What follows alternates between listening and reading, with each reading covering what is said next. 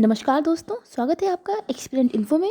बहुत दिनों से हम मुलाकात नहीं कर पाए थे क्योंकि मेरे एग्ज़ाम्स थे, तो मैं वीडियो नहीं बना पाई थी। लेकिन आज मैं फ्री हूँ, तो मैं आपके साथ कुछ इंपॉर्टेंट बातें शेयर करना चाहती हूँ जो मैंने एज एक्सपीरियंस आज के एग्ज़ाम से पाई हैं। देखिए, मेरा एग्ज़ाम सेकंड शिफ्ट में था बच्चों। तो सबसे पहले मैं आपको बताना चाहती हूँ, एग्ज़ाम का लेवल नॉर्मल है, एग्ज़ाम हार्ड नहीं है। लेकिन इसके लिए भी हम दो टाइप से सोच सकते हैं। एक वो बच्चा जिसने एनसीईआरटी अगर 5th क्लास तक की पढ़ी है, तो उसके लिए एग्ज़ाम एकदम हलवा है। और जिसने एनसीईआरटी छोड़ के हाई स्टैंडर्ड बुक्स पढ़ी हैं, तो उसके लिए एग्ज़ाम टिपिकल है। तो अब ये डिपेंड करता है कि आपकी अप्रोच कौन सी वाली इसमें अप्लाई हो रही है।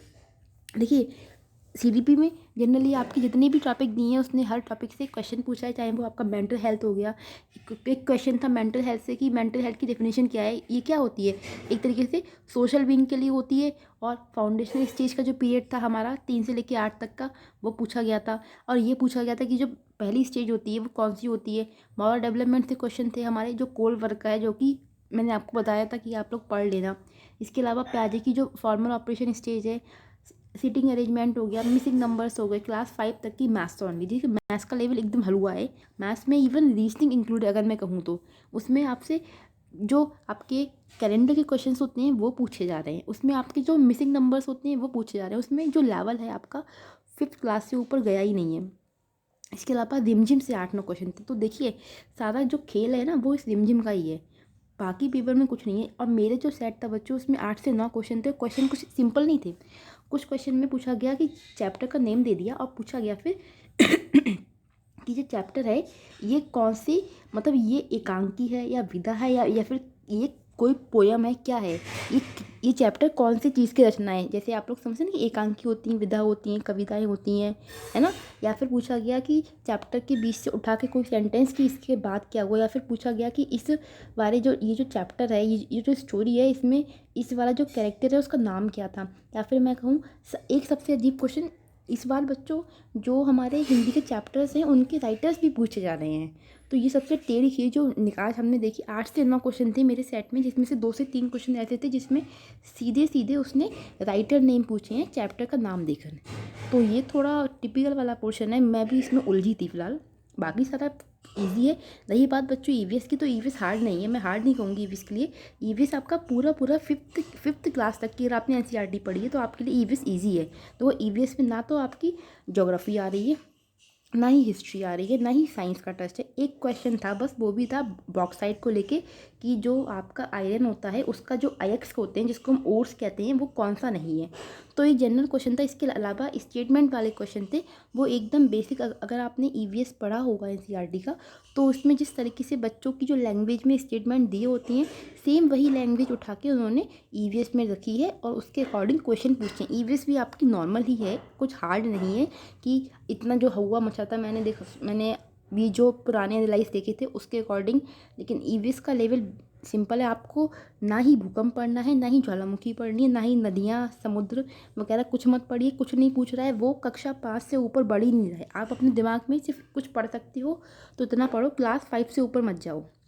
क्लास 5 से ऊपर जो भी टॉपिक है वो आपके यूज़फुल नहीं। क्लास 5 से नीचे जितनी भी छोटी से छोटी चीज़ें हैं ना, वहाँ से क्वेश्चन आ रहे हैं। जैसे कि हमारे में एक क्वेश्चन था मैथ्स में बच्चों की, जो डेकाग्राम होता है आपका, मिलीग्राम होता है, इसको कन्वर्ट कैसे करते हैं। तो बहुत ही हलवा से जैसे क्वेश्चन है, बहुत बेसिक। लेकिन हम बच्चे क्या करते हैं, अक्सर जो बेसिक चीज़ें होती हैं उसको इग्नोर करते हैं और जो हाई स्टैंडर्ड की चीज़ें होती हैं उसको पढ़ते हैं। बच्चों, सेकंड चीज़ मैं आज क्लियरली बोलना चाहती हूँ, आई डोंट नो, किसी को अच्छा भी लग सकता है, किसी को बुरा लग सकता है, बट जो कोचिंग वाले हैं ना, वो सिर्फ आपको बेवकूफ़ बनाते हैं। एक सीडीपी के अलावा अगर इस पेपर की मैं आपको रियलिटी बता रही हूँ, अगर आपने क्लास 5 तक की सिर्फ एनसीईआरटी को 4 से 5 बार पढ़ा है, आप 90% पेपर सॉल्व कर सकते हो। मैं आपको गारंटी दे सकती हूँ इस चीज़ की, क्योंकि आज मैंने पेपर दिया है। मैंने पाया कि पेपर में ऐसा कुछ था ही नहीं जो अनोखा सा हो। आपको यूट्यूब हो गया, दुनिया भर पे इतना सारा मटेरियल दिया जाता है कि बच्चा क्या दिमाग में रखे। इवन जो पढ़ना चाहिए उसके अलावा सारी चीज़ें आपको पढ़ाई जाती हैं, इससे आप कंफ्यूज होते हो। तो जिस बच्चे ने भी सेल्फ स्टडी की होगी और सीडीपी पे अच्छे से ध्यान दिया होगा, उसका पेपर डेफिनेटली अच्छा होगा। हाँ, एक चीज़ और है बच्चों, करेंट अफेयर्स की बात करूँ तो 3-4 क्वेश्चंस थे जो कि थोड़े लेवल मुझे टफ लगा। उसका लेवल पीसीएस के जो एग्ज़ाम होते हैं उसकी तरह था। मतलब करंट अफेयर्स का एक था डीप ओशियन से लेके, जो पृथ्वी मंत्रालय ने स्टार्ट किया होगा, तो उसको लेके वो 2-3 स्टेटमेंट थे। फिर पूछा गया कि इसमें से कौन सा सही है, कौन सा सही नहीं है, या फिर ABC तीनों ही सही हैं। तो 3-4 क्वेश्चन जो करंट अफेयर्स के थे वो थोड़े टफ थे, और ना ही कोई अवार्ड पूछा गया, ना ही कोई अपॉइंटमेंट पूछा गया, ना ही कोई राजधानी, ना ही कोई नियुक्ति, कुछ भी नहीं था। तो ये थोड़ा सा अजीब था, लेकिन फिर भी मतलब 5-6-10 क्वेश्चन को अगर आप निकाल दो तो ओवरऑल पेपर आपका नॉर्मल था। पेपर में कुछ भी अनोखा टपक नहीं रहा है। CDP के लेकर जो बच्चे हवा मचाए पड़े थे, CDP भी नॉर्मल आ रही है। 2-3 क्वेश्चन अगर हमारे अजीब अजीब आते हैं तो वो मैटर नहीं करते। उसके अलावा इवन मैंने जो आपको ऑफिशियली आपके लिए जो गवर्नमेंट के जो डॉक्यूमेंट्स थे उनकी जो डेफिनेशंस प्रोवाइड कराई थी, जो चीज़ें दी थी, सेम एज इट इज़ बच्चों उससे उठ के मेंटल हेल्थ की जो डेफिनेशन थी हमारी ऑफिशियल वाली, वो डेफिनेशन पूछी गई है। तो जितना आप ऑथेंटिक चीज़ें पढ़ते हो, जितना CBSE NCERT की जो चीज़ें वो पढ़ रहे हो, वो लैंग्वेज आपकी डायरेक्टली पूछी जा रही है। इवन NEP हो गया, RT हो गया, RT से भी सिंपल क्वेश्चन था, कुछ अलग नहीं है। मेरे में कोई भी जो सेक्शन है पूछा नहीं गया, तो ये मैं गुड लक बोलूँ अपना, जो भी बोलूँ फिलहाल। इसलिए मैं आपसे एक चीज़ कहना चाहूँगी, ज़्यादा मत भटकिए। जिनका एग्ज़ाम आने वाला है वो सिंपल जितना भी आपने CDP में पढ़ा है वो सफिशिएंट है आपके लिए, और पढ़ने की ज़रूरत नहीं है कि कहीं आपने किसी वीडियो पे सुना कि आज ये वाला क्वेश्चन आ गया पढ़ लूँ। नो, मत पढ़ो। अगर आपने अपने सारे कॉन्सेप्ट, जितने भी टॉपिक आपको दिए गए हैं, आपने वो पूरे करे हैं, तो आप अच्छे से कर सकते हो। बस एक खेल वहाँ पे है, जो ये है कि जो ऑप्शन दिए हुए हैं वो बहुत ज़्यादा कंफ्यूजिंग है, उसको सही से सेट करना, नहीं तो आपका सही वाला क्वेश्चन भी गलत हो सकता है। पेपर का टाइम भी सही था, पूरा पेपर 3 घंटे के अकॉर्डिंग ही बनाया गया था। और इसके अलावा तो मैं ज़्यादा कुछ नहीं कहना चाहूँगी। हाँ, बाकी एक चीज़ मैं सोच रही हूँ, वैसे मैं अभी ही आई हूँ पेपर देके 1 घंटे पहले, बट इसलिए मैं सोच रही हूँ कि मैंने जो चीज़ की कमी महसूस करी, मुझे जो हिंदी के राइटर नेम थे उसकी वो नहीं आते थे। इसकी वजह से मैं 2-3 क्वेश्चन डेफिनेटली रॉन्ग हुए हैं, और 2-3 मैं तुक्का लगाया, क्योंकि मैंने इतना अच्छे से रिमझिम को पढ़ा था। बट लास्ट टाइम पे अगर आप पढ़ते हो ना तो इतना दिमाग में रहता नहीं है, फिर राइटर नेम का हमको पता नहीं लगाता।